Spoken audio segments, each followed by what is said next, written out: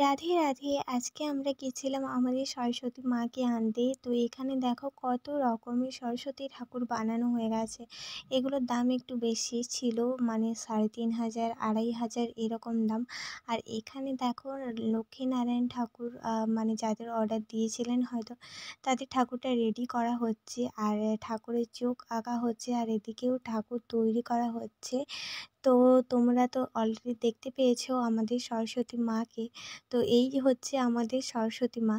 তো যাই হোক, সরস্বতী মাকে কেমন লাগলো জানিও। আমরা মেনলি আজকে ঠাকুর আনতে গেছিলাম, মানে ১ তারিখ রাতের বেলা। তো এখানে এসেছিলাম, কিছু ফটোস, ভিডিওস তোমাদের সাথে আমরা শেয়ার করে দিলাম। তো ভ্লগটা কেমন লাগলো জানিও অবশ্যই কিন্তু। আর আমাদের সরস্বতী মাকে কেমন লাগলো সেটাও অবশ্যই তোমরা কিন্তু কমেন্ট করে জানিও। আর চলো আজকের মিনি ব্লগটা এই পর্যন্ত। Tata, bye, Radhe Radhe.